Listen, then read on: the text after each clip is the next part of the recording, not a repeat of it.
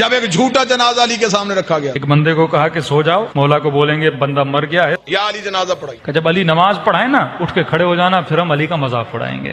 مسلمان شرارتیں نہیں چھوڑتا. تو ایک بندہ لیٹ گیا, جنازہ پڑھانے سے پہلے ہی علی نے کہا کون ہے اس کا جنازہ لے کے؟ یا علی ہمارا دوست تھا بیچارہ, اس کا انتقال ہو گیا ہے. امام نے کہا دیکھو کسی اور سے پڑھا لو, علی سے نہ پڑھاؤ. کہا نہیں یا علی آپ ہی پڑھائیں, نبی کے صحابی ہیں, آپ کا درجہ, آپ کا مقام. کہ دیکھو پھر کہہ رہا ہوں مجھ سے نہ پڑھاؤ, کیونکہ میں جب نیت کروں گا تو نیت یہی کروں گا نماز جنازہ پڑھا رہا ہوں. بہرحال انہوں نے اصرار کیا, مولا علی آ گئے. امام نے نیت کی, نماز جنازہ کی اور نماز پڑھانا شروع کر دی. یہ اس انتظار میں تھے ابھی اٹھے گا, ابھی اٹھے گا. نماز ختم ہو گئی, اٹھائی نہیں. اور ایک جناب آگے بڑھا اور اس کو اٹھانے کی کوشش کی, بھائی اٹھ جاؤ نماز ختم ہو گئی, کہیں تجھے نیند تو نہیں آ گئی. علی مسکرائی, علی نے مصلی چھوڑ کے کہا صرف مرا ہی نہیں ہے, قیامت والے دن ہر کوئی اٹھے گا, یہ پھر بھی نہیں اٹھے گا. مولا یہ کیوں نہیں اٹھے گا؟